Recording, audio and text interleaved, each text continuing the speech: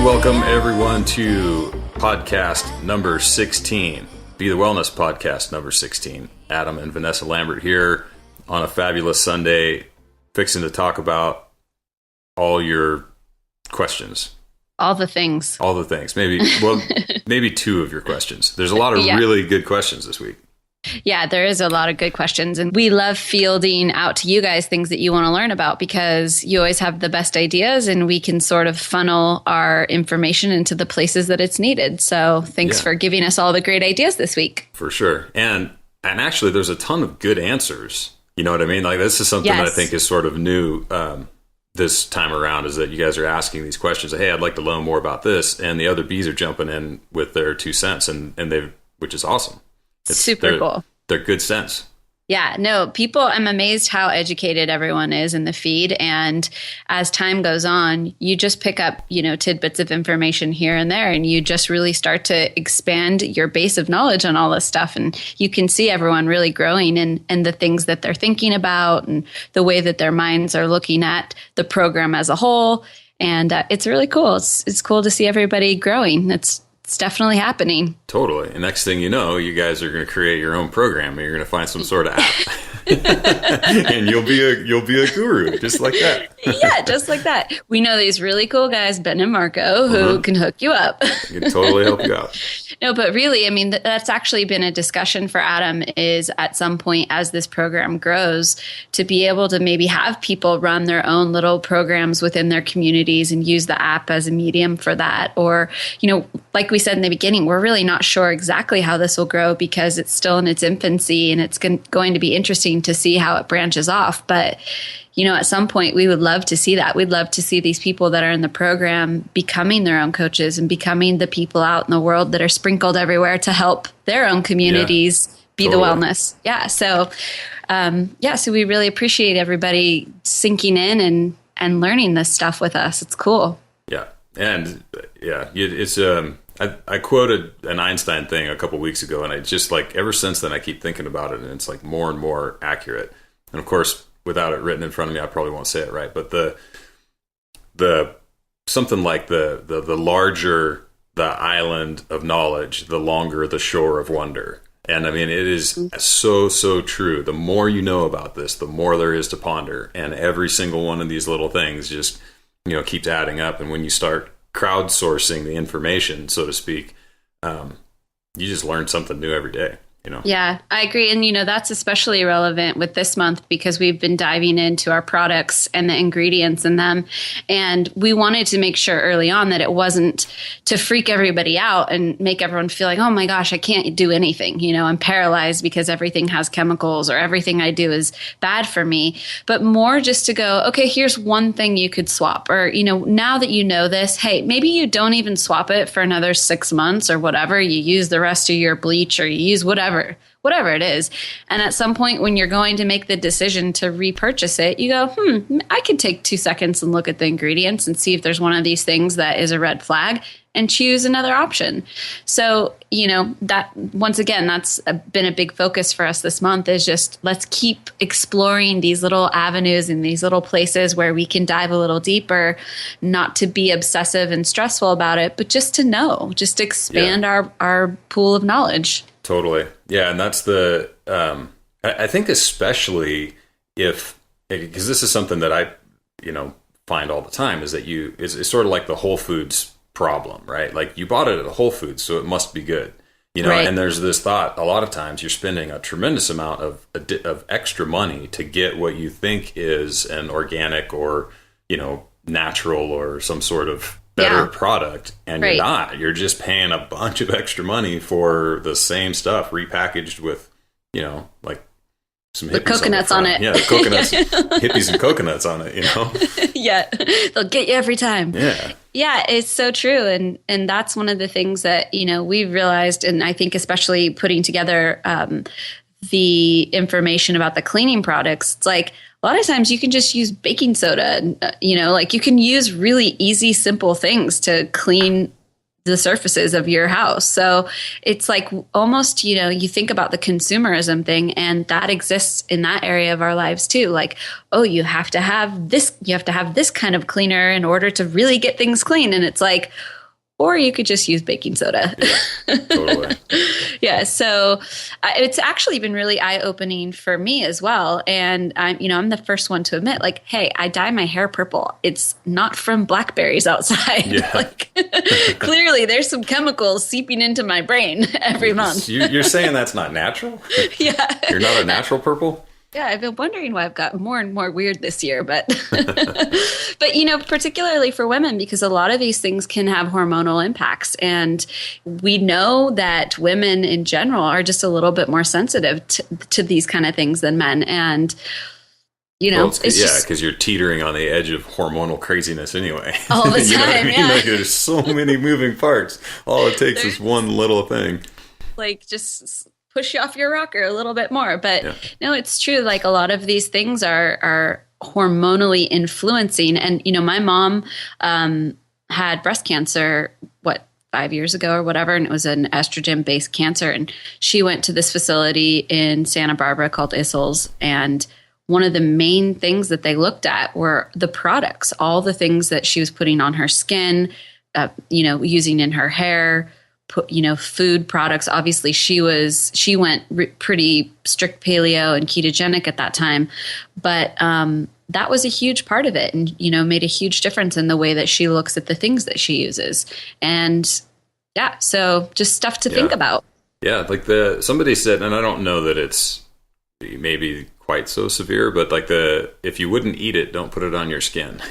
Right. Because it's just another route of entry, right? There's absorption, inhalation, and ingestion. Well, and injection, but we're not doing that. And nobody's injecting anything. Yeah. Next month is steroids month. Next month. Yeah, we'll cover that later. Totally. Yeah. So anyhow, that kind of got off track there a little bit from the questions, but we did just sort of want to remind you guys that it's obviously we're not here to stress you out on things, but we're just really trying to look at, okay, well, what if you're eating perfectly, but the things that you're putting on your skin or the things that you're inhaling or whatever, what if those are influencing factors? Once you can do better. You can just go, oh, this is an easy decision. Next time I'm in the store, I can just purchase this other product, or just to be conscientious about it is a great improvement. So on kind of that same front of like things stressing you out and then potentially creating problems there, and I haven't read this study yet, so I'm not really too sure on it, but sort of the abstract and the headline anyway is that cell phones cause cancer in people who think that cell phones cause cancer. I totally agree with that. And I mean, apparently it's a pretty well done study. I need to read it and check it out, but basically it's like, if you think your cell phone's killing you, it's probably killing you. Yep. I totally agree with that. I think ultimately there is this whole mind over matter thing, and we always go back to that. Like, honestly, whatever you really, really believe is the truth, I think that could really work for you. Yeah. As long as you really believe it. Yeah. You have to really, really believe it. Yeah. And who knows if you're actually believing it or not. I'm like, I'm pretty sure I believe this. Yeah. How can you test for that? Yeah, so, that's a tricky one. It is a tricky one, but once you know, and you can just make slight adjustments to your products or whatever you're buying, it's not a big deal. And ultimately, like I said, other things that you're just not willing to change, it's fine. Let it go. Who cares? I'm still dyeing my hair purple. Whatever. I'm fine. I'm in it. Yeah. I like purple hair. Yeah. So on another completely random note, since we seemingly have gone that direction, which is cool. Yeah. There's a video out there on YouTube called Humans Need Not Apply. And it's like a 15-minute long sort of dissertation on where automation and artificial intelligence is going and what that probably means for specifically for the labor force, for all the things that are going on.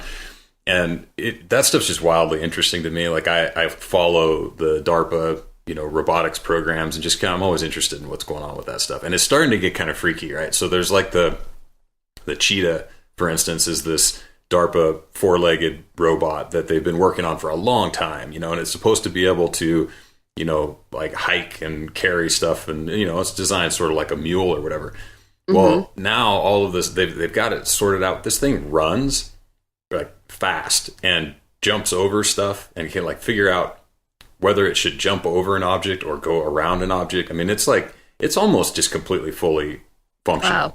That's and crazy. ready to go. And so it's got like a little tracker, right? So you wear the tracker and it'll follow you around. So which is pretty cool. But like a pet? Like a pet. Yeah, that's like a big pet cheetah. Well, I mean, the idea being that it would be carrying stuff and, follows you, whatever. Right. So, but it's always been kind of like, this really isn't that big of a deal. It's targeted, predominantly towards the military and all that.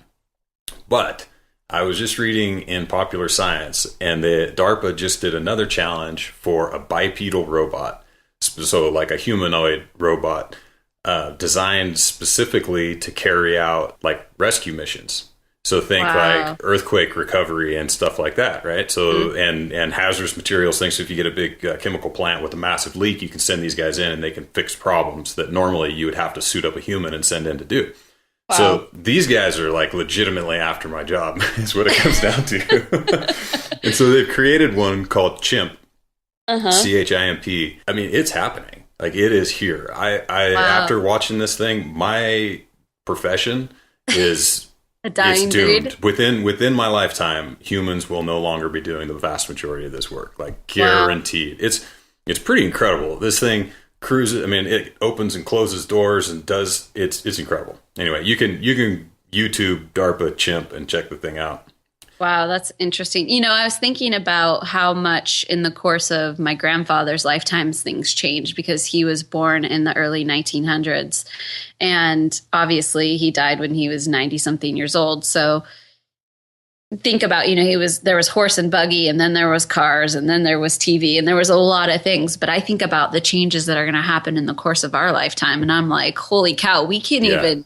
We have no idea. We just don't even know. I mean, they didn't know either. Yeah, they did. But Moore's law says, right, that it's changing faster, more exponentially, and just things are just getting weirder. So, yes. And then on the same front, movie review. I watched. I've been at work for a while, so I end up watching movies at night. I watched a movie last night called Chappie, which is about android robots, and it was pretty awesome. Honestly, CHAPIE, about this police force robot that gets. Anyway, it's worth watching. And then the other one, I don't know how you pronounce it, but it's X, like EX, Machina, MACHINA, Machina, something like that. Machina. Mm-hmm. However you want to say it. Mm-hmm. That movie is definitely worth watching if you find artificial intelligence to be interesting or scary.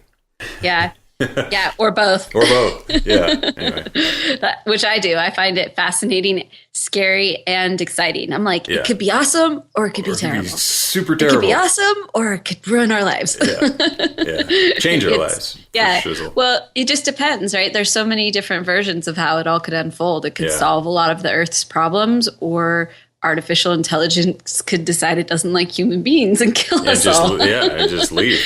I mean, those are all options. Yeah. So, but it's crazy. Then again, I guess if we were actually all dead, it wouldn't matter. But I think it'd be cool if the human race survived. Well, yeah. And so that's sort of the Cylon. So, circling back to the, what is that? Battlestar Galactica. Yes. So like sort of the internal moral dilemma of the Cylons, which are this artificial intelligence that, escaped our control, is that without humans, even though they have their full consciousness and all of this stuff, without humans, they don't really have a reason to be around. Mm-hmm. So there's this, they find this dilemma where they're like, we like having the humans because now there's something to interact with. I don't know. You're right. Something to do, something to manipulate or like fight with or whatever. Something. Whatever.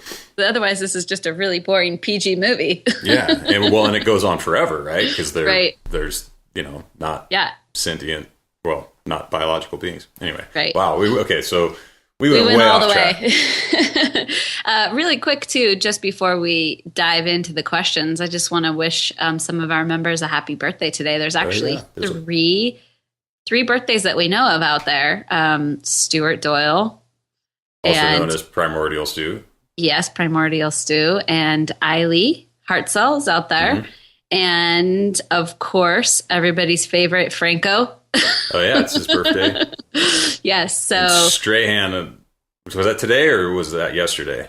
Strahan was yesterday, Ben Strahan. This is the first time we've said anyone's names on the air, too. Right. So we're breaking the seal. You guys just got called out because it's your birthdays. It's your birthday. It's your birthday. So anyhow, and we'd also like to wish a big congratulations to two of our bees who got engaged this week, which is super exciting. Elizabeth Finley and Sean O'Shaughnessy. So congratulations to you guys. Welcome to the dark side. Yes. Being married is awesome. It is. And there's a bunch going on, man. It's so cool. There's just all these people. So there's anniversaries as well, I believe. Yes. Which is cool. Yeah, it is cool. It's it's like a birthday, but for your marriage. It's a birthday for your marriage. Yeah. Okay. So anyhow, hope you guys are all cool with us saying your names out loud on the World Wide Web, but we just wanted to say happy birthday. Oh, and one more birthday. Miss Virginia Reese. She had a birthday too. So happy birthday to all you birthday babies. A bunch of Geminis out there. Split personalities. That'd be an interesting thing to sort out as like, I don't know, some sort of metric to look at the demographic of how many of what sign A join this program and B do the meditation challenge. Oh, that would be interesting. We'll do a scatter plot. Yeah. That's what we're going to do this afternoon. Yeah. We're scatter plotting for the rest of the day. But anyhow, happy birthday, everyone. We are just stoked that you're here with us. We get to celebrate all these awesome events in each other's lives. And yeah, let's cool. Move on into some questions. Yeah, let's do it. So first up, the origins of Beethewellness. Yes. Somebody wanted to know more about that, which is cool, actually. I always think that kind of stuff people just don't care about, but I know we do. Apparently, people do. We waffle back and forth. Like when I told Adam that we should do his interview, he's like, "Nobody thinks I'm interesting," but it is interesting to learn about people and their backgrounds. And I guess we kind of just breezed over that, and we're like, "Hey guys, we're the Lamberts." And you should listen to us because yeah, this is, I don't know, we're funny. We know stuff. Yeah. So I guess the real origins, and we talk a little bit about this in the Get to Know Your Coaches. Adam and I were living in Chico, where NorCal Strength and Conditioning, Rob Wolf's gym is. And we discovered it through a series of life events. And accidents. Yeah. Yes, accidents, happy accidents. And Rob actually became our personal coach. So you can actually listen to a podcast that we did with Rob, like a month ago or something? Yeah, something like that. Yeah, and we talk a little bit about that time in our lives together, training with him and his wife, Nikki. And this was back in the day when the gym was pretty small and Rob hadn't written the book yet. So, we had a little bit more free time to hang out and really just have fun and train together. Yeah, and which was cool because we were able to get a lot more, I think, a lot more than the average gym client. We were able to get a lot of, I don't know, kind of like the philosophy behind movement and nutrition and kind of humanness.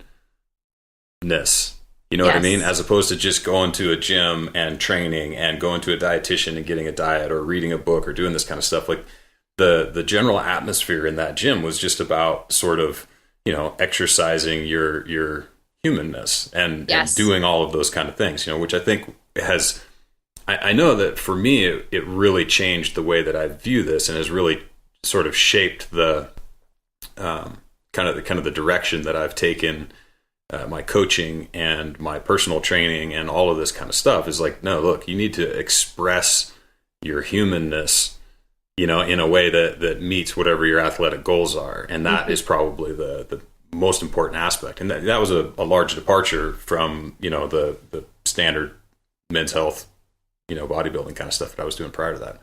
Yeah, I agree. And that was probably the biggest deviation for us from a sort of how we approached our physical fitness. It was like, wait, why are we doing this? Oh yeah, we're doing this because next time we go to Yosemite and we want to run up the side of the mountain, we can. Yeah, we get bored with walking, we can run. Yeah, we can get to the top in half the time or whatever. It was just like you said, it was about exercising our humanness. And Rob, I think, was the first one that put it into those terms for us. Like, well, why is it important to be stronger? Why is it important to have good proprioception? Why are all these things important? And it's like, oh yeah, you're right. And, it doesn't make sense to go do bicep curls or these isolated movements that don't sync your body together and make it a more fluent vessel. Yeah, totally. Unless you want to be a bodybuilder, but that's always the thing. It's like, so what are you doing? Right. Why are you doing this? Why are you doing this? Yeah. And supposed to? I don't know. Yeah. And the bodybuilding thing it's funny because I think it's a lot of how people get introduced to working out. But it was funny. We just went to a bodybuilding competition about a month ago, actually, to support one of our friends who was doing it. And he did it just sort of like, kind of just a challenge. Something to do, yeah. Yeah, he was like, I'm turning 40. I just want to try this. This is like something I'm just going to try. And I have a trainer who's willing to train me and I'm going to do it. And one of the interesting things that I realized when I was there is the judges and the announcers were talking about, how great it is that all these people are into their health and fitness. And it was very bizarre to me because I was like, oh, this is so far from what I see as health and fitness now. I don't see eating no fat and exercising in this strange way and starving yourself out and, dehydrating. Like, I don't see that as health and fitness. Totally. It's definitely a sect of training that you can do. And I could see it more as a sport, like a weird sport of sorts, like I don't know. Yeah, but I think so. Yeah. Yeah. I couldn't relate to how is this health and fitness? This is like actually completely the opposite of what I believe health and fitness is. But, I thought, oh, this is actually what a lot of people think when they see bodybuilders or they see physique contests, like, oh, that person's healthy. Oh, that person's really into their health. And you're like, well, interesting. And I think people tend to think that those people actually look something like that the rest of the year or even later that month, which is just not the case. Yeah. Which is the other part of it for me, especially for women, is like they lean out to this extreme level and then the next month they've gained 30 or 40 pounds. And you're like, okay, so the rest of the year you're like kind of overweight for this time that you're going to starve out again. And it's, I don't know. Not to bash the bodybuilding thing because it's not my intention, but it was very interesting to me when I was hearing them talk about this as this was the standard for fitness and wellness and health. And I was like, oh, wow, that's what people think. And to tie it back, this is where Rob really turned that for us. Not that we were really into bodybuilding, but we were, I think, we leaned a little bit more towards that like low fat diet and working out in the gym and backs and by day and that kind of thing. Yeah. And he was sort of the one that first planted that seed, like, well, why are you training that way? And I think Adam and I are curious enough by nature that we started doing a little bit of reassessment and becoming more self-aware. Like, why are we doing that? But you're right. That doesn't make sense. And it's not really fun. Right. Yeah. It's certainly no more fun. And it's not really achieving anything or helping us sort of, I don't know, achieve some level of performance or something that's actually meaningful. You just assume that you're getting better or being in better shape or whatever, doing these other training methods. And then when you go train with Rob, you are, because there's some kind of, there's always, and this was something that, another thing that he always really harped on, and I still think it's just sort of if you don't know this, then it's hard to know where you're going, but you need some sort of a performance-related goal, and you need some sort of a health-related goal, and you need to track both of them objectively so that you can have an understanding of, which of those paths you want to be on, and when they become divergent, which they will eventually, as you increase your performance, eventually your health is going to kind of start to taper off, or if you try to increase your health, at some point your performance will taper off. And you need to know where you are in that with some objective measure. And, otherwise you're just sort of flying blind. Right. And a lot of people don't necessarily want to take it to that level where they're tracking and they're, setting these goals and really doing all of that. And that's where Adam and I have tried to meet you guys halfway and say like, well, okay, let us take some of that guesswork out and we'll kind of set these goals for us as a group and say, okay, we're going to try to get during this time of the year, we're going to try to get a little stronger. This time of the year, we're going to try to get a little bit more cardio capacity. Like we're actually taking those, that information that we learned, that we garnered from that experience and saying, okay, as a group, we're going to help figure out how to do this at a pace throughout the year so that you are, whether you know it or not, you have goals. Yeah, we have goals for you. Yeah. Yes, we have goals for you. So anyhow, that was the real turning point for us. And like Adam said, we were able to really have this one-on-one situation with Rob and Nikki where we were their training partners for the better part of 2 or 3 years. Yeah, something like that. Yeah. So we just got like this world-class education from 2 of the finest trainers I know, honestly. Yeah. No, it's true. It's funny because people that don't know from those days, people that don't know Nikki, she was like the trainer. Yes. I mean, Rob's a great trainer and he's a great athlete, but Nikki was like, you go Amazing. to Nikki's classes and there's no bullshit.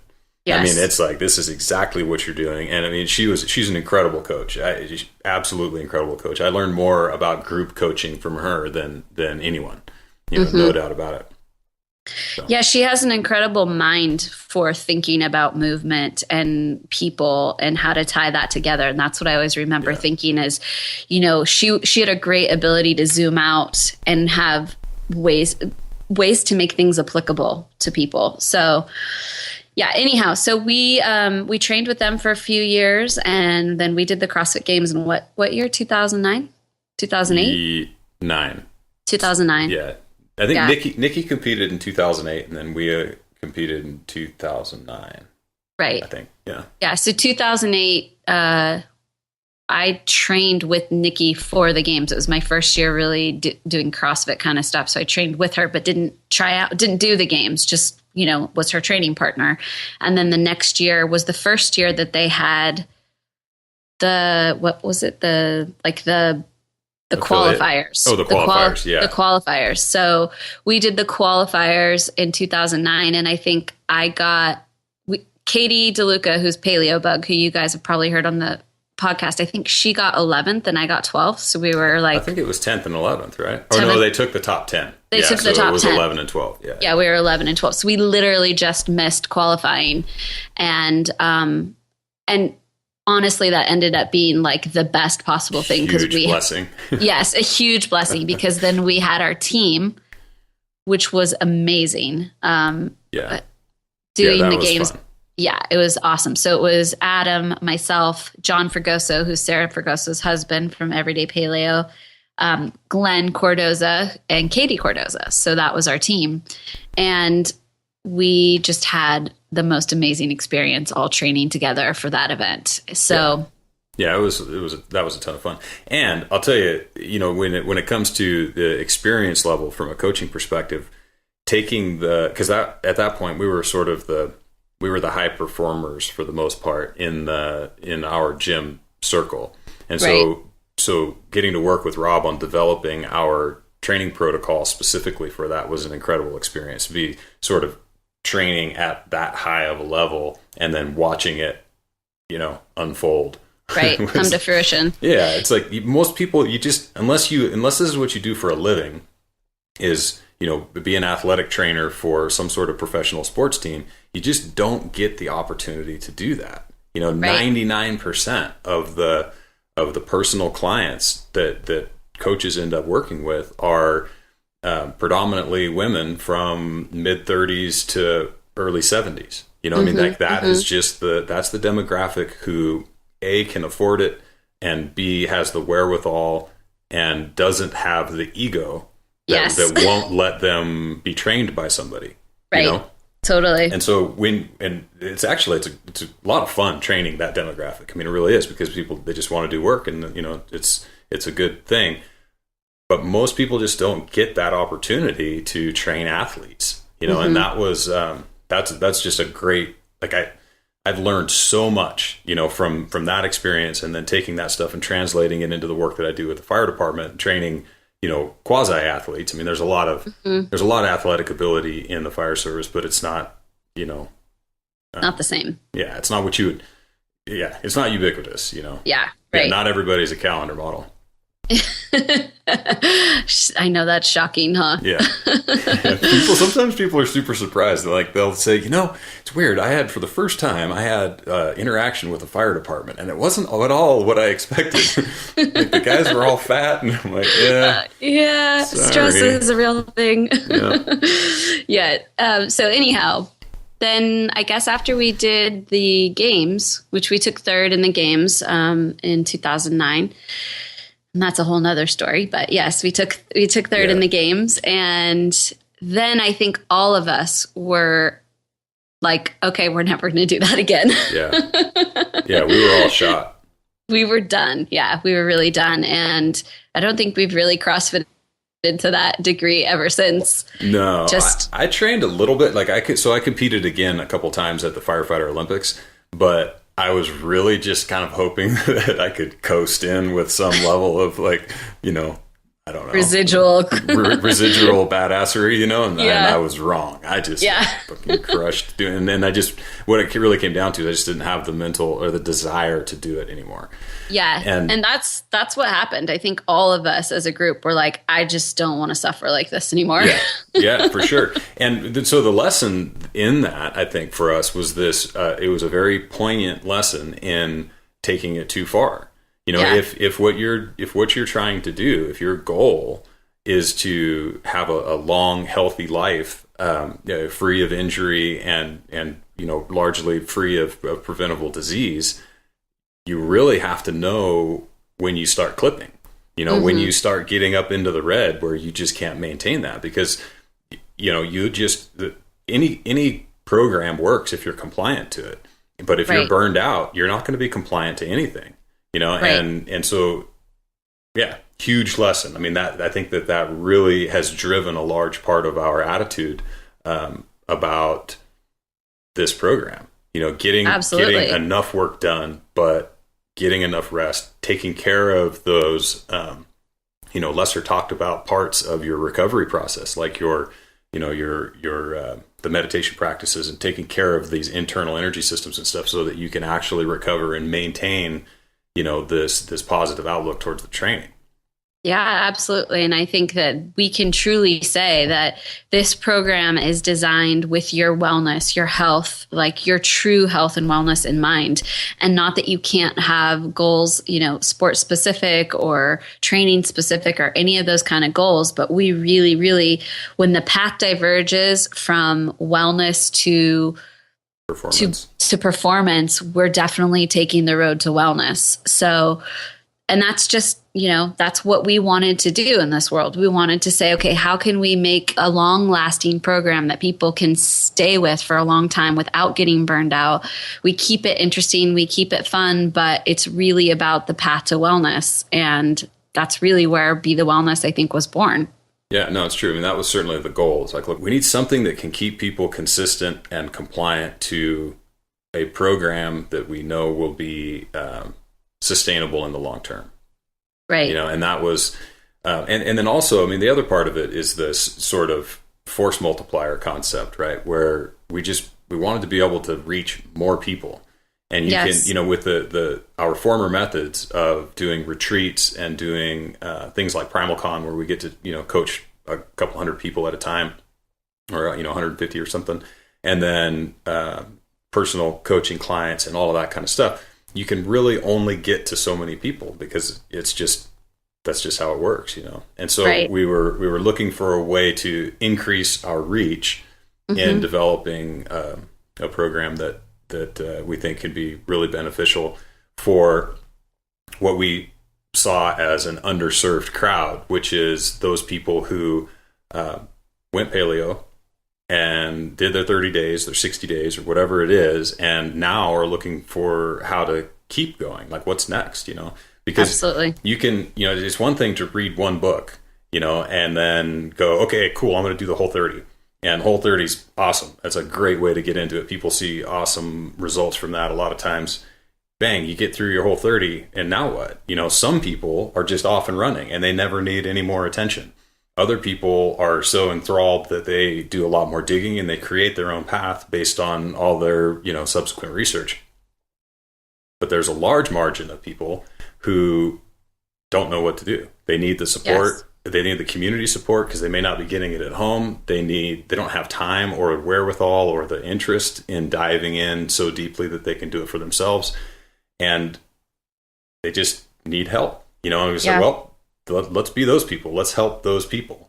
Yeah, definitely. And, I spent the last, 3+ years, actually, I started the personal coaching for Mark Sisson at the Primal Blueprint. And I think that was sort of the straw that broke the camel's back was, I literally, I fall in love with my people. I just care about them so much. And I just felt like, okay, how can we reach more people? Because there's so many people out there that want to be healthy and they need the support, and they don't necessarily have, like Adam said, the community around them or the system around them in place to help them stay consistent about things.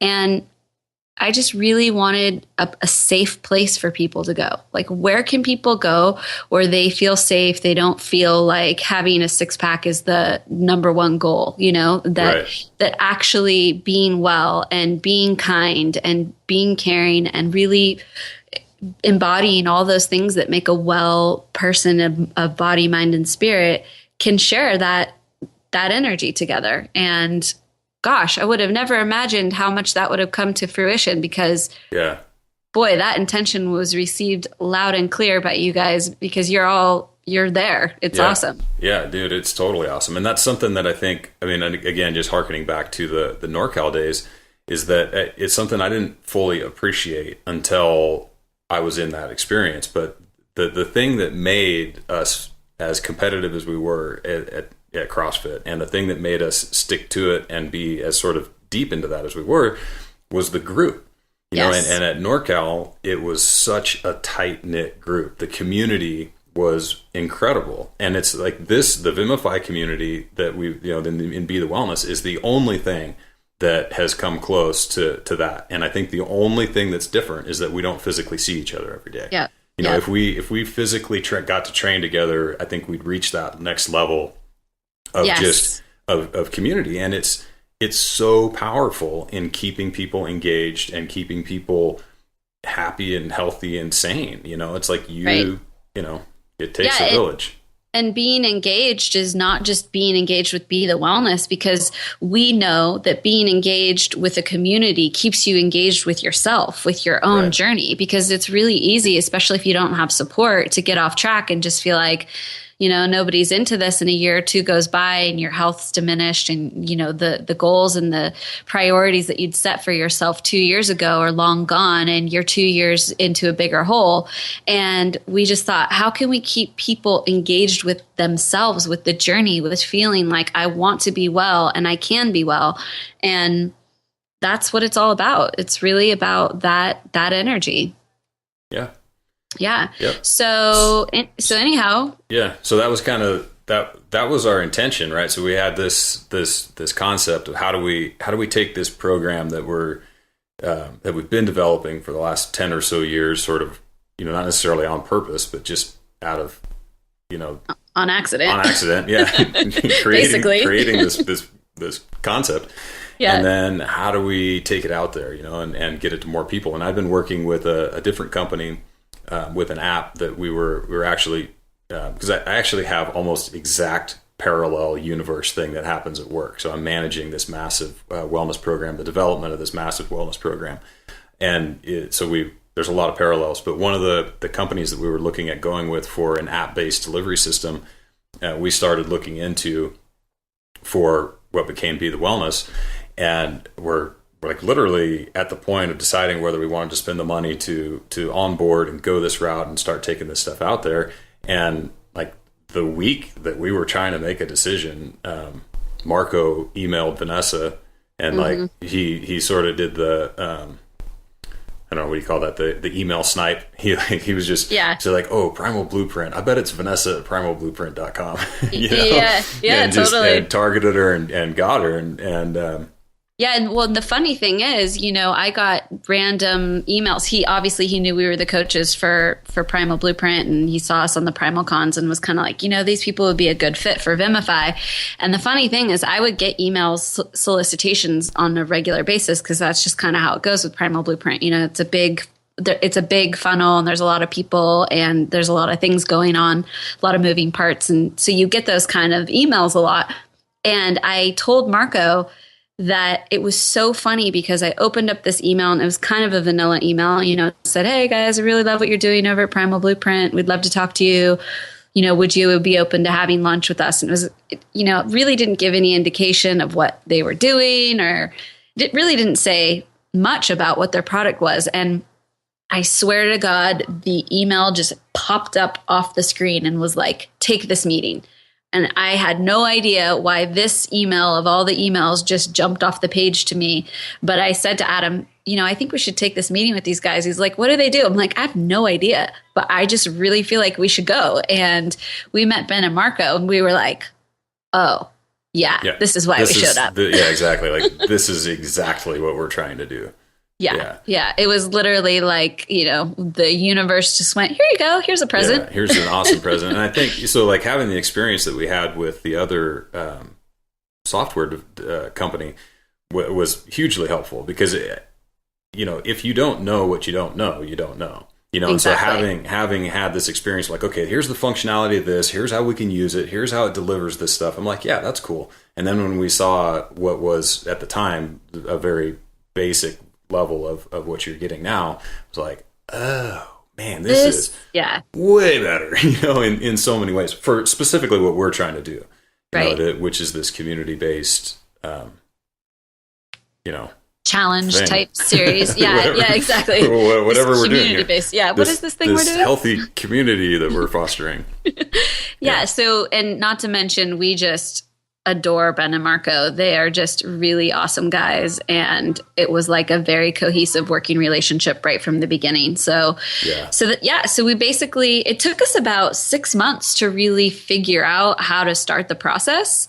But then once we did, 6 months, it was like there was a lot of iterating that went on as far as how to pull all this stuff together. But because we ran, I don't know how many of the clean starts. I mean, we ran like 1 or 2 of these like beta programs and a few other things. Right. And well, I mean, I should say they did. And then we provided feedback, and all that.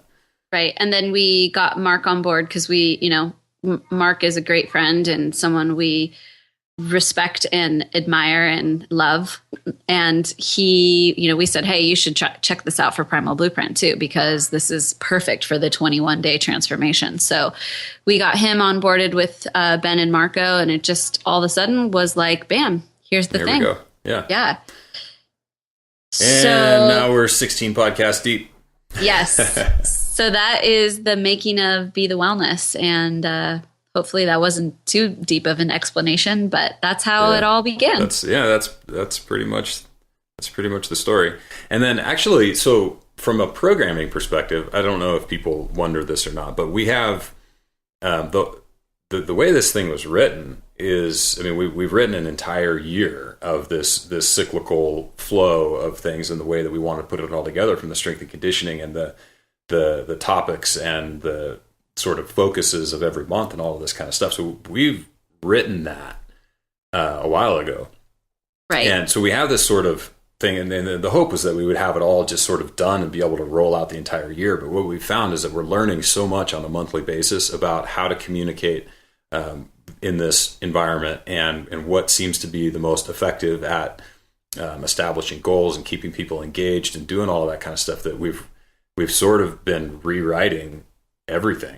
On a monthly and even sometimes weekly basis. We'll go back in and make changes based on, things that we're seeing. So what we know now. Yeah, what we know now. And so sometimes that's what's going on. Because if some of you have probably noticed, you can scroll forward and look at things. You can't check them off. But when you scroll forward and nothing exists there, it's because it's something that we're rewriting. Yes. And, so anyway. Yeah. And then one other thing, just to give Vimify a shout too, is this is a developing platform that we strongly believe in. But if people out there have companies like us that they think might be a good fit and they want to talk to us about our experience or have questions or think that this might be a good opportunity or a good platform for them, they can always hit us up and we'd be glad to talk to them about the platform and help them see if it would be a good fit for them. So, we appreciate Ben and Marco. We want to help them grow this. So if anyone ever wants to hit us up about it, please do. You can hit us up at info@beethewellness.com and we'd be glad to chat with you. Yeah. Yeah, for sure. Like something that I see being like a totally useful way to deal with this is for people who actually do train at a gym and want to run some sort of a 30-day challenge or something out of their gym. Be super simple, super simple. Let the gym handle the strength and conditioning and the programming, and you just provide this template to run things, Anyway. Right. Yeah. Yeah. Little Vimify plug, but we, like we said, we love those guys. They're great and want them to be successful with this platform as well. So if you have any questions, you can hit us up. Indeed. Yes. So that's the backstory on BTW. What's our next question? Where's our questions? Where are the questions? So there was actually a kind of a hodgepodge. Well, no, hodgepodge has a negative connotation. I don't know why. There was a smattering of. There was a mashup. I prefer mashup. A mashup of questions about aerobic capacity and energy systems, and kind of dovetailing into the article that I think was either yesterday's article or today's article about about aerobic capacity. So I thought we would just kind of dive into that a little bit, because it's it is one of those things that like you can just follow the instructions and you don't need to know why, but it is one of those things that honestly having a little bit of understanding can be pretty helpful when it comes to deciding how you want to approach it. So I think it's probably worth diving in a little and explaining some of it. I mean, this is already going to be a long podcast, but we'll get into this a little bit and then we'll just kind of go deeper over time.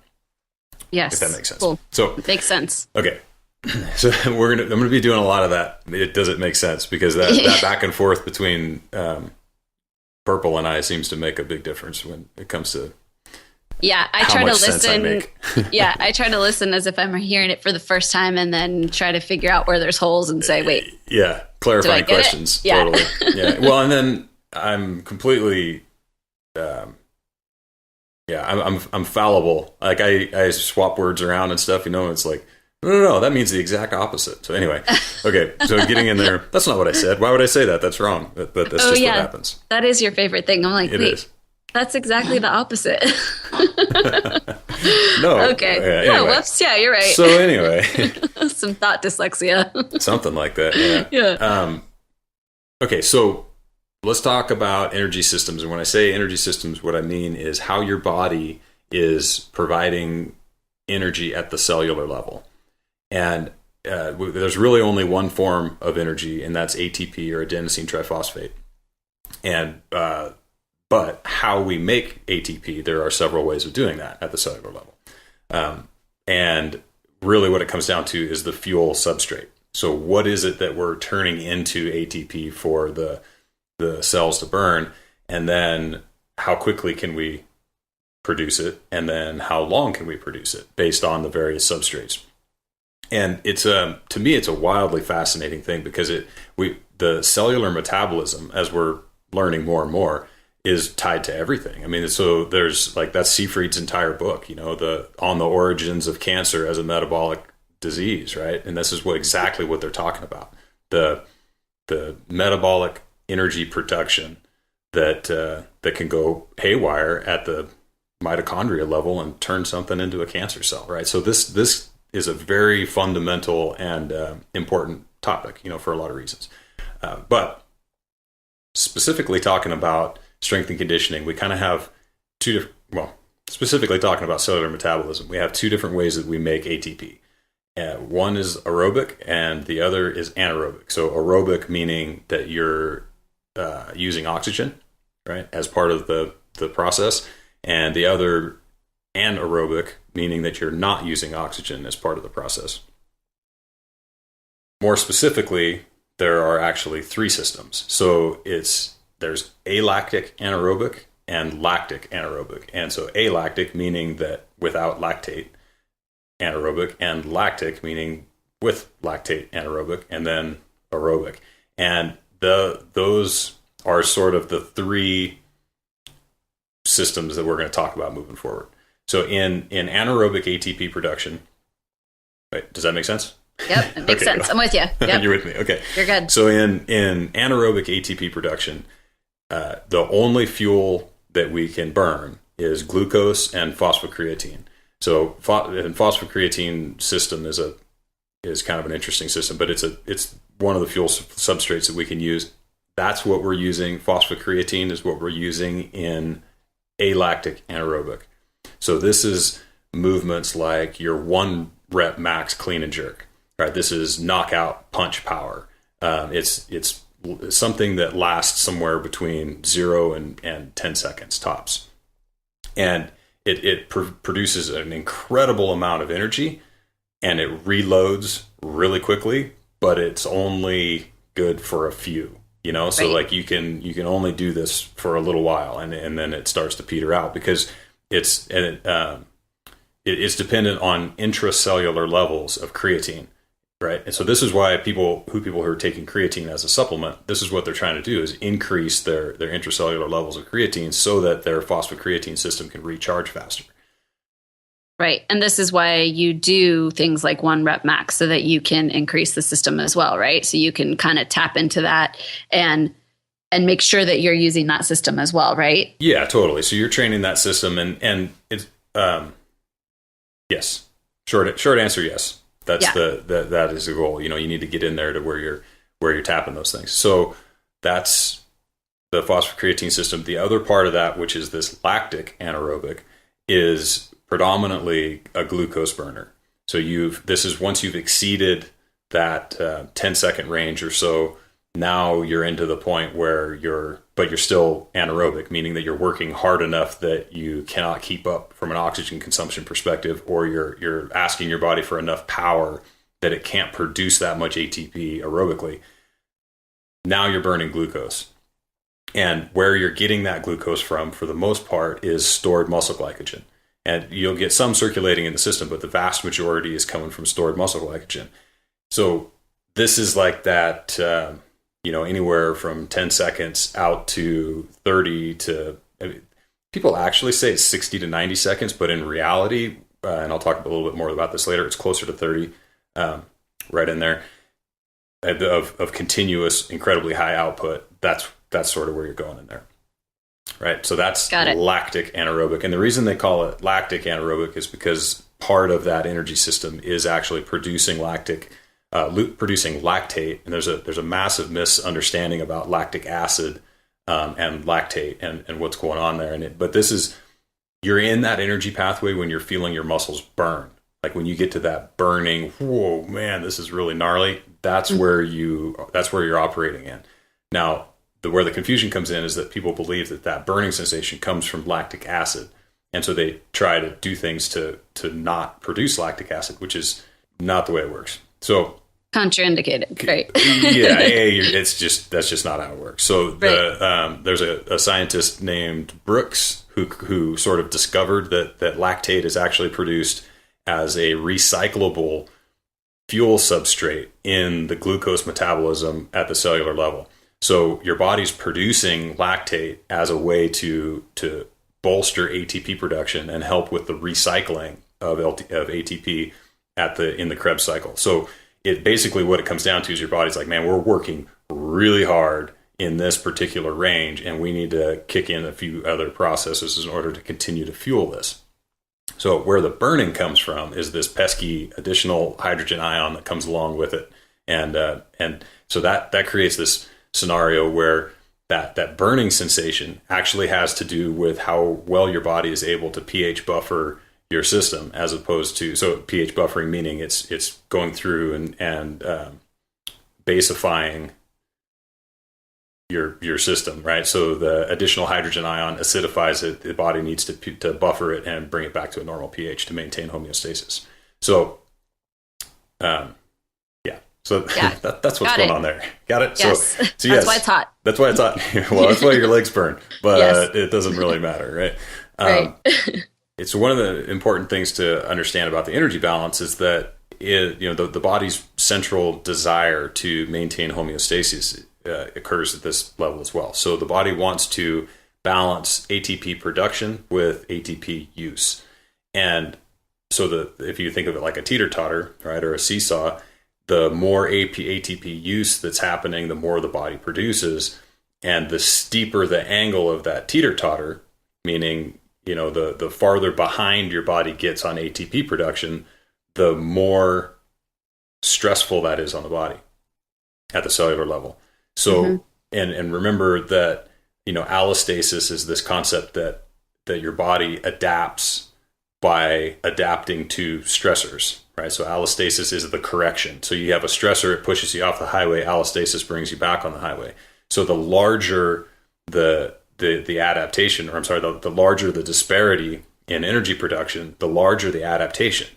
So this is a part of the reason why anaerobic training elicits such quick adaptations, is because it's a larger stressor, provided your body has enough headroom to buffer the stressors, as opposed to, if you're super stressed out, and this is this sort of burning the candle on both ends thing, low carb, paleo, CrossFit, right, shift worker, stress case, type A, like, you're not going to last long in that, in that environment. You just can't buffer that kind of stuff. But if you have, the ability to sleep all night, and you have a relatively, not stressful job, and you're eating appropriately, then all of a sudden these crazy anaerobic kind of activities can be an incredibly powerful tool to get in shape faster, bottom line.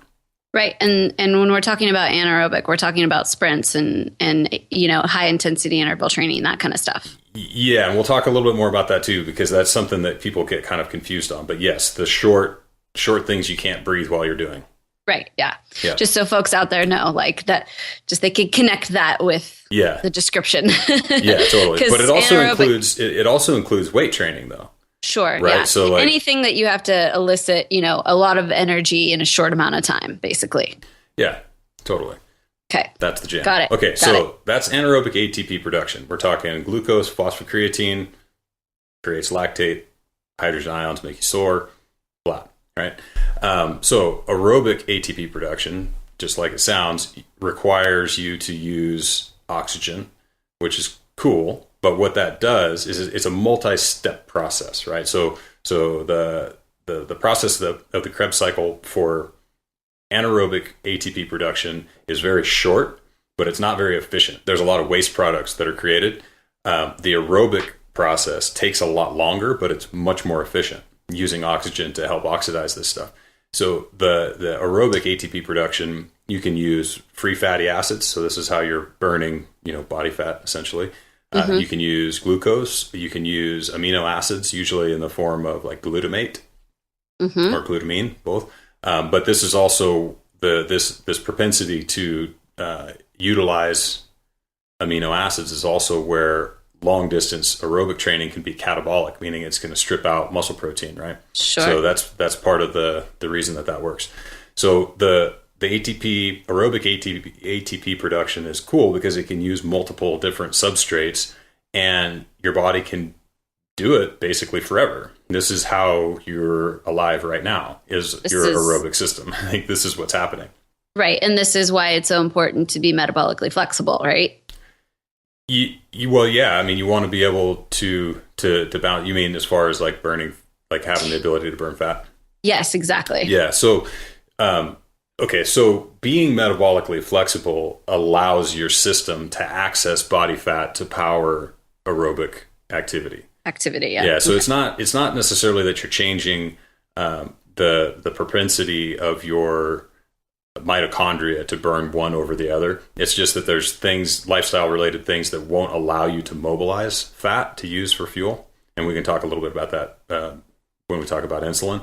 But yeah, long and short, this is where this metabolic flexibility thing comes in. This is where the switch gets flipped back and forth for the most part. Yeah. Well, and it's just kind of interesting when you relate it back to Paleolithic man. It's like these were the energy pathways that Paleolithic man was functioning in, right? Like these super high intensity, short bursts of energy when they're hunting or whatever. And then these long distance gathering type activities or moving across. Persistence. Yeah. Persistence hunting and all that.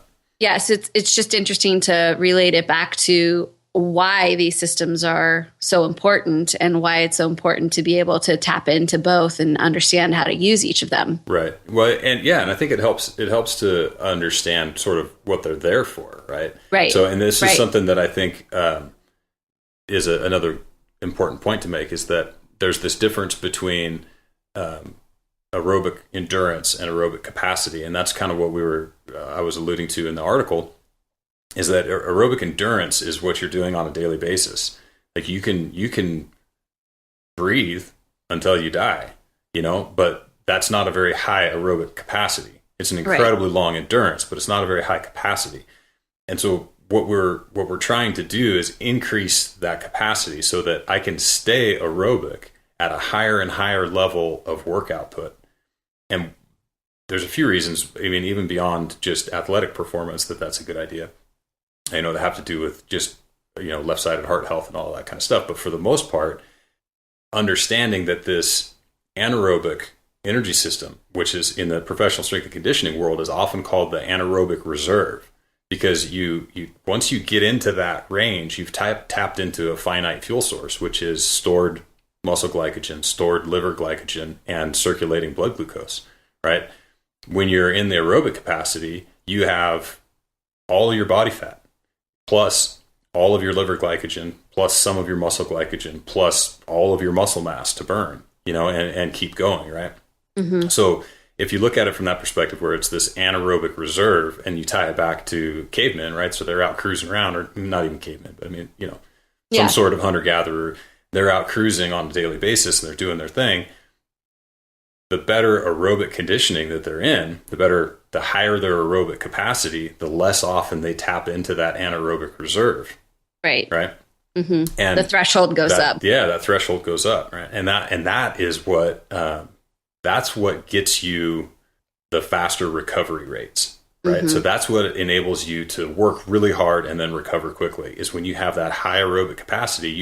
You may tap into that anaerobic reserve for a minute, but as soon as you stop exerting energy, you have the aerobic capacity to replenish that energy through the aerobic pathway. Anyway, that's cool. So hunter-gatherers.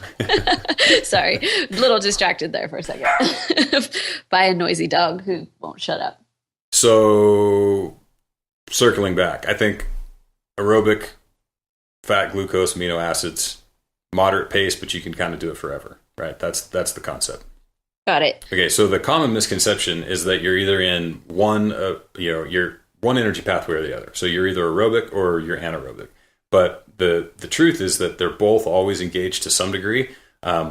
This is much more true of the aerobic system. I mean, it's always running. The aerobic system never stops. It's constantly doing its thing. And so it becomes more of like a degree or percentage of total power output kind of equation, right? So doing these kind of activities, I'm at 80% anaerobic and 20% aerobic or something like that. So it's more of a continuum. And so this is why, so we're looking at that aerobic work capacity with anaerobic reserve. This is, the anaerobic reserve is like your afterburner. This is where it's like, oh man, I need to really go. You're going to go, but it's for a short burst. It's just, and you're good. And then the rest of the time you want to be operating with that high aerobic capacity, because that A, it's how you burn fat, and B, it's just the way that our bodies seem to respond. It's less of a stressor, right? So if you are that person who's strung out and high energy and high stress levels, having this aerobic capacity as part of your training methodology is probably going to be a better idea than this purely anaerobic stuff, because it's just less of a stressor on your body. Yeah. So makes sense. In moderation. Now, if you take it and you stretch this out and you start doing ultra marathons and stuff, that's a different story. But just in the context of what we're talking about, it's generally speaking less stressful. Right. We're talking about like slow and steady hikes or walks or, Yeah, or basically things like that. kind of what we're doing here. Well, and even out probably to a sprint distance or Olympic distance triathlon, it's probably really not that big of a deal. But if you're doing it every day, that may be a different story, you know? Right. But in any case, so that's kind of the deal there. And so the other part of this is that the power drops off really quickly, and it's not a linear curve. So let's say you're the sort of power to time continuum, your phosphocreatine system, or your alactic anaerobic, and then your lactic anaerobic are the highest power output for the shortest period of time, and it kind of starts a glide slope down to aerobic, which is low, incredibly low in comparison power output, but for a long duration, right? Mm-hmm. So the thing about anaerobic training is that we understand that somewhere between 15 and 30 seconds of anaerobic activity is when your body transitions to predominantly aerobic energy production. And this is where people kind of drop the ball on this, is that the reason that anaerobic training works to increase your aerobic endurance and your aerobic capacity is because after 15 to 30 seconds, you're predominantly aerobic anyway. So it's kind of a misnomer. Even though you can't breathe, you know that you're still breathing, and every bit that you do breathe is going to produce ATP via the aerobic pathway. It's just not able to fill it quite as quickly because you can't breathe quite as quickly. So that's the adaptation. So as you stress yourself into that position, your body wants to make energy from the oxidative energy pathway, from the aerobic energy pathway, but it can't because you can't breathe fast enough. So it pushes the adaptation to increase the volume of the stroke volume of your heart by increasing the left side of your ventricle. It increases, blood volume. These are the adaptations that start to come along with making you more cardiovascularly fit, which means you have more cardiovascular capacity. And this is why, distance runners or people who are doing long distance events find that their times improve, that their performance improves overall when they increase this mode of training more. Yeah, totally. Yeah, you have to just throw in some strength training. I mean, even if you don't necessarily do the sprint intervals and stuff like that, even just strength training will increase your capacity. Yeah, exactly, your aerobic capacity. So that's why this works. That's why it works to increase your endurance and capacity. But the opposite is not true at all, right? So going and doing only long, slow distance, or just slow distance, doesn't even have to be long, won't do anything to improve your aerobic capacity, your anaerobic capacity. So that's why, and you only have so much time in the day to train, right? So that's why we sort of bias everything towards that shorter, more intense side.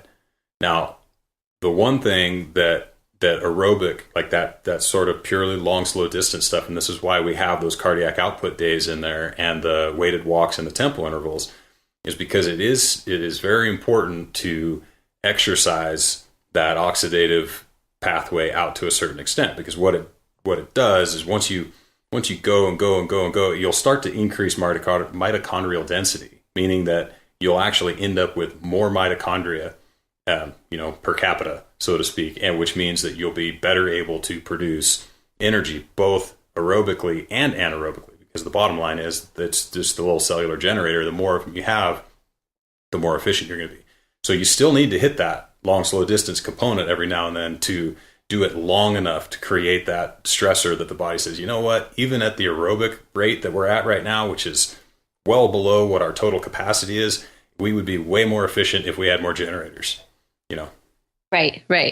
So you're trying to train all sides of it, right? And essentially, this is why the program is the way it is. It's not just because, we should probably do a little bit of everything. It's literally so that we can train all the pathways and increase your aptitude for each one little by little.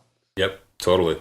And do so in a way that is as least stressful, least bad stressful, right? So the lowest chance of burning yourself out and injuring yourself. And since a lot of this is, a lot of what we're trying to do here is correct some food problems or potential problems as well, we don't want to be getting to this position where we're constantly craving food because we're training in an energy pathway, too much for the way that we're eating. Right. That makes so you starving. if you're constantly in that glycolytic energy pathway or the anaerobic energy pathway where you're burning glucose all the time, you're not going to last long as a super low carber. It's just not going to work, Right. Right. And there's, if you go into this full blown super in-depth ketosis model, like there is a way to manage that. But what it really comes down to is it's making the amounts of sugar that you do have burned more efficiently. But the bottom line is, for all intents and purposes, if you're spending a ton of time in that glycolytic energy pathway, it's going to be very difficult to do without carbohydrate. Right. And, I think it's with that information that carbohydrates are not the enemy that they once were in this whole community. Yeah. It's, and I'm happy to see that, because I just think it's an unsustainable model. Like, there's a smart way to use carbohydrates. And I think that's the way that this movement is going. And totally. And that's what I'm excited about, because it's like, okay, this has become so paleo is becoming a more sustainable model as well. Yeah. All by itself. Totally. Yeah. And there's no doubt that, a super low carb or ketogenic diet can be maintained in a person who is largely sedentary and really has their emotional and mental stressors under control. Right. But as soon as you go outside of that, or they're super sort of, low output aerobic exercisers, you can do that as well. But the rest don't really seem to thrive there. Obviously, Volek and Finney have done a lot of work on that, and Greenfield has done a lot of work on it. And there's a lot of things to do there. But like you're saying, I think it's important to recognize that there's no reason at this point to vilify carbohydrate in the way that we have in the past. Right. We want to eat clean. We want to eat an appropriate amount of carbohydrate. And it used to be, some of the arguments were that determining what an appropriate amount is more work than just not eating it. You're like, okay, well, that's true. But now if you're going to try to manage a ketogenic diet, now you're talking about a way more complicated system, in my view, of trying to sort out, staying in ketosis. So, and ketosis is a great thing to tweak with. Even like Adam and I try to do, maybe once a year for a week or 10 days where we try to get pretty low carb and reach that state of ketosis and hold it there for a little bit. But that's more of just like an inoculation, against potential cancer. Yeah, totally. Basically. Yeah, because once you're to some degree metabolically flexible, it's pretty easy to maintain. But and actually, while we're talking about this stuff, there's a couple of products out now, right? So there's Keto Force and Keto Cana, or CANA, and they're two ketogenic salt supplements that they're pretty powerful. I mean, they'll get your beta hydroxybutyrate numbers, your actual, blood level ketones, dramatically higher than most people will ever be able to get through a nutritional method only, right? So no carbohydrate, very restricted protein, your nanoliters per decigram or whatever your nanograms per deciliter. I think that's what it is. Yeah, you just won't get there. Most people won't get there. But with these supplements, for like what Vanessa and I are discussing, where, once or twice a year, you want to spend 3, 4, 5 days in super deep ketosis, that's a pretty good way to do it. Yep. Yeah. That's probably a whole nother subject. But it is totally a whole nother Yeah. subject. So Yeah. So let me just try to tie some of this stuff back together here. So we're understanding that this is kind of how your body's producing energy, right? And one thing to add to this, and to talk about how to fuel yourself for endurance. So say you want to go out and do an endurance event. One of the things that happens is that insulin will block your body's ability to metabolize free fatty acids, whether it's via a stress response or whether it's via a goo packet or Gatorade or orange slice or some sort of carbohydrate. Elevate your insulin even just a little bit. It blocks your body's ability to oxidize fat, meaning that you're no longer going to mobilize the stored body fat that you have, and you're going to be running purely on sugar, even though you're in this oxidative pathway, right? So if you're a endurance person and you're trying to do this sort of low carb endurance thing, just make sure that you're managing your insulin levels and partitioning any sugar that you are going to eat until the very end of your race. Push it off as far as you possibly can, because as soon as you increase those insulin levels, now you've tapped into a finite fuel supply, right? Now you're tapped into your liver glycogen to fuel your brain and your muscle glycogen to fuel your muscles. And that stuff depletes depending on how hard you're working, right? And you can only replace it so quickly. So the body can only absorb so much sugar. And if you're in marathoners, I mean, this is the bonk, right? That's what happens when people bonk. They've hit a point where they've depleted their body of glycogen and glucose, and they're not able to reuptake it fast enough. Yeah, exactly. So there's a few things out there. If you want to do that, there's a super starch supplement called Generation UCAN, UCAN, maybe 2 N's. I don't know. Google it. I think that stuff is probably the best way to go for people who want to go out and do this endurance race, because it increases your blood glucose without spiking your insulin. So best of both worlds. Yeah, got it. Yeah. And so how long does it take if you do spike your insulin? Do you know how long it takes to kind of come back in and be more flexible to mobilize fat again? Yeah, so it depends on the person and how quickly you clear insulin, right? So typically, depending on... Sorry, that's an insulin sensitivity issue. Not so much insulin sensitivity, because that's just specific at the cellular level as to how much insulin is required to sort of unlock the door.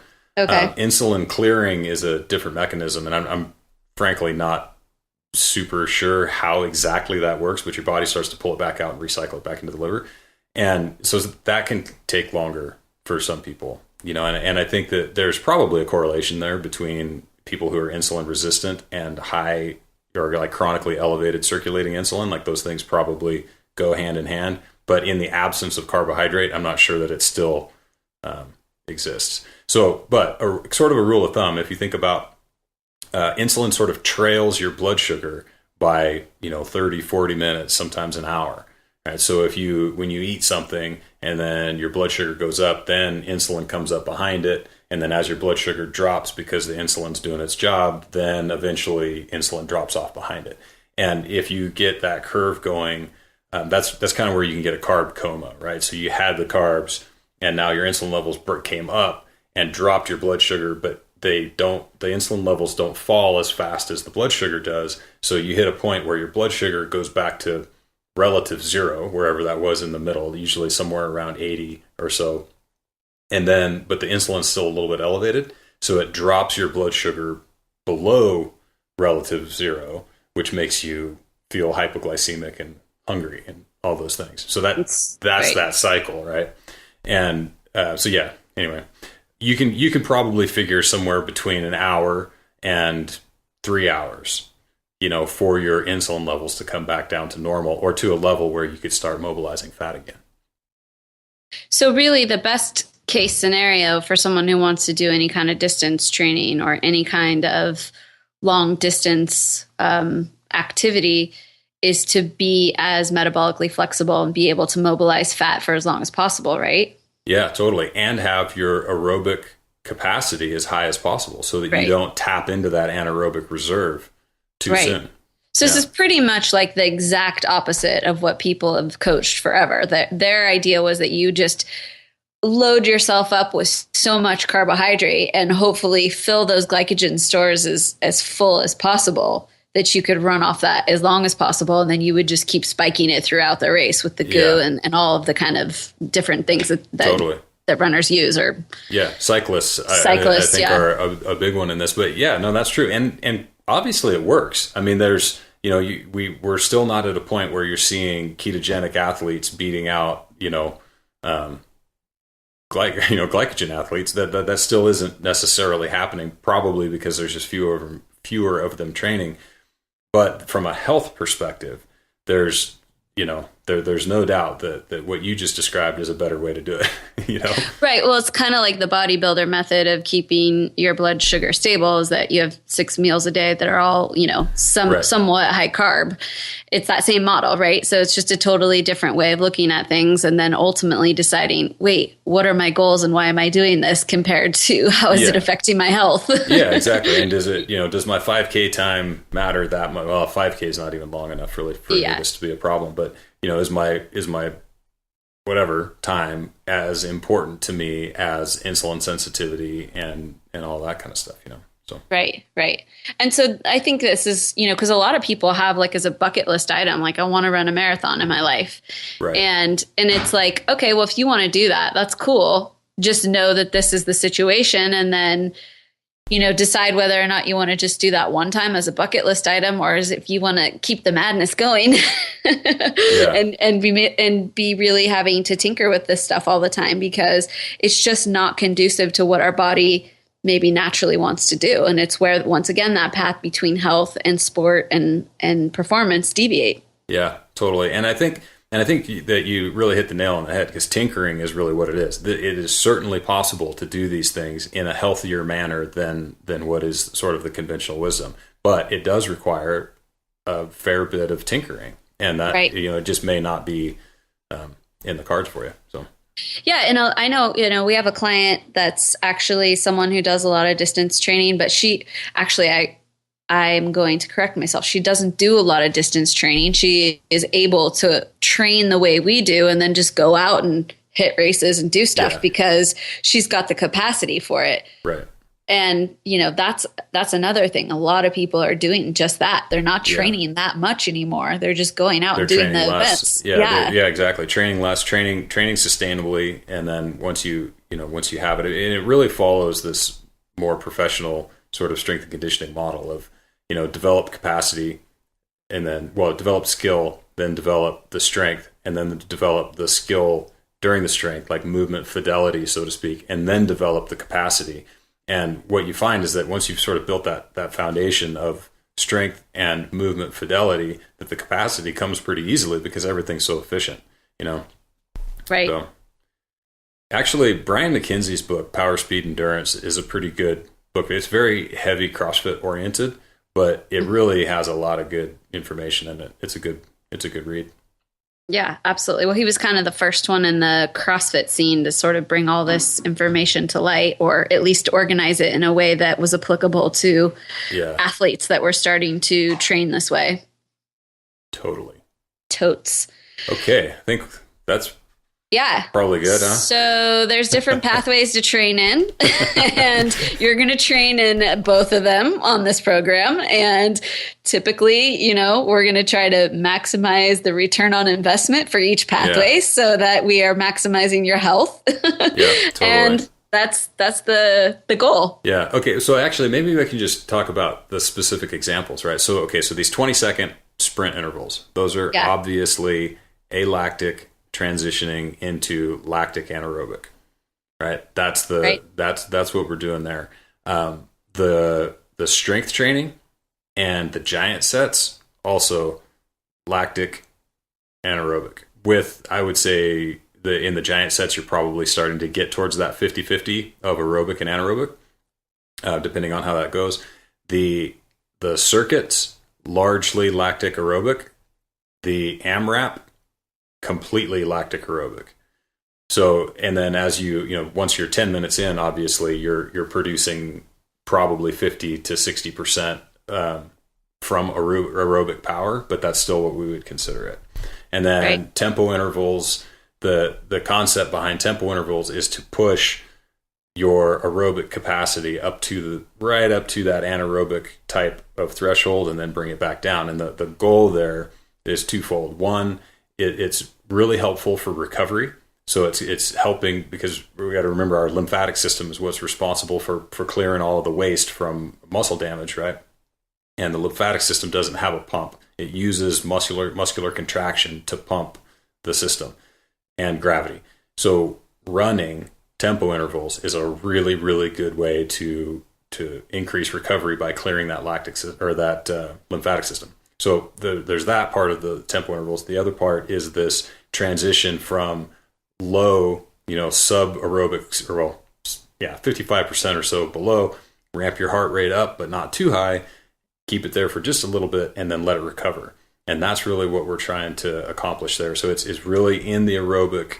And if maybe towards the end, when we get into these higher numbers where you're doing 20 or so tempo intervals, maybe you get to the point where at that top end, you've stopped checking your heart rate monitor because you don't care anymore. You're just tired, and maybe you tap into that anaerobic reserve. But the purpose is to go right up to that edge and then back it off, right up to the edge and back. And for those of you out there who aren't really doing these workouts like to a T in the way that they're instructed, maybe you're going through the movements, but you're not, on the AMRAMP days, you're not trying to go as fast as possible and get as many rounds as possible. If you're not actually really trying to hone in on the specifics of each workout, don't worry about that. A lot of people are at different levels with these workouts. And, if you're just trying to get through the movements and get through things at a slower pace and kind of just get through stuff, that's totally cool. Just at some point, start turning your eye towards, okay, what's the purpose of this workout? And am I meeting that goal? Because it is set up a specific way for a reason. And, we have new people coming in all the time, and they may not be familiar with the movements. These things may be overwhelming.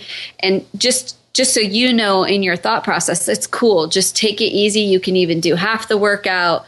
Just get familiar with everything. Get yourself sort of acquainted with the movements and how these things are put together. And over time, you'll start to be able to dive deeper into the specifics of it.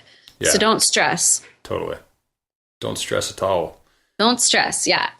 Unless it's just enough stress to cause a positive adaptation. Yeah. Yeah. In which case, go ahead. I think it's important though, because I know this is a heavy topic. And if you were new to this program and you jumped in on this podcast, you'd be like, holy moly.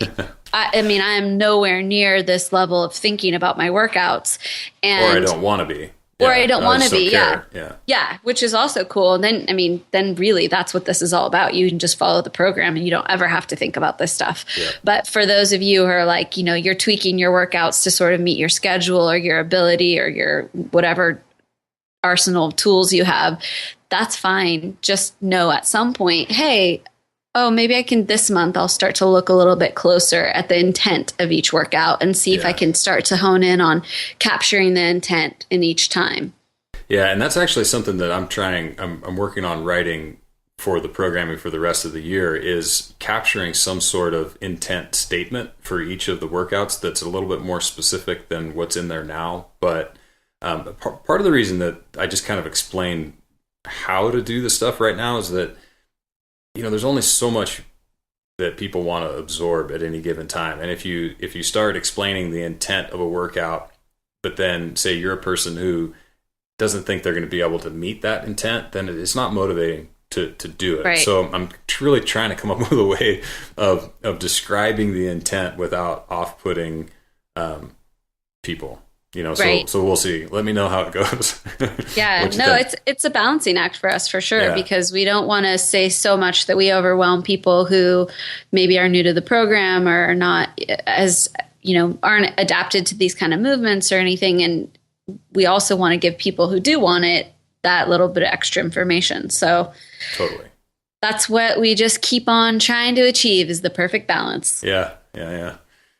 Okay.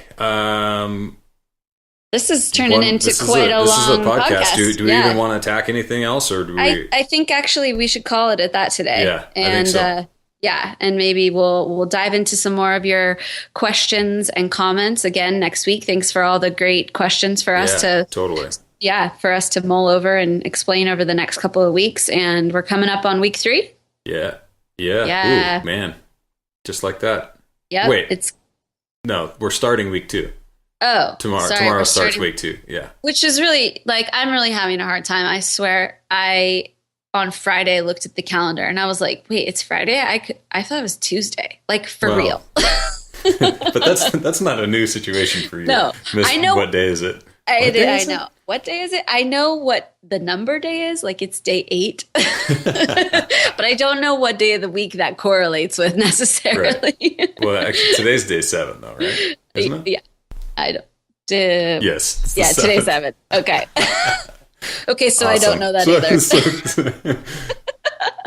That is pretty funny. Purple hair dye. I told you. Yeah, so it's leeching your sense. So is there anything else we want to? Just another little plug for Costa Rica. We have just 4 more spaces for next year's retreat. So we're really stoked. We've rounded out with our other single. And if you're someone who doesn't have a partner in crime and you're looking to maybe room up with someone, give us a shout out and we can try to connect you with a potential roomie. Otherwise, 4 spots left. So super check it cool. out. Yeah, you guys can check out details on beethewellness.com if you haven't already done so, but we're doing some cool stuff. What's the update with your album release? This is a good question. I know we had some questions about songs that were in the podcast that are not currently available. I just got a new manager, so actually we are looking at potentially pushing the date back a little bit until August, but we don't know the specifics yet. So we will let you guys know as soon as I know, you'll know. Maybe we'll roll out a sneak peek of some other track in the podcast today. Yes, we should. Okay. Let's do it. Awesome. Do you want to introduce it? Sure. Well, actually, maybe I should talk about this one because it's probably one of my favorites, and it's called Better Now. And this song was written about sort of a personal experience, but also just from the perspective of so many of us who in our lifetimes have had, people love us and people care for us, and we were not able to meet that love because we didn't yet love ourselves to the degree that we were able to accept or embrace someone's energy and love towards us. So this song is about coming to a place where you realize that you needed to learn how to love yourself first so that you could love someone else. And it's called Better Now. And it's awesome. And it's best listened to on a really good stereo or with huge headphones. Really loud. Really loud. Yes. I hope you guys like it. This will be on the new album, and maybe we'll roll out a bunch of sneak peeks before the actual official release. Awesome. All right, folks. Nice chatting. Thanks for listening. Yes. And we'll talk to you guys soon. Okay. Bye-bye.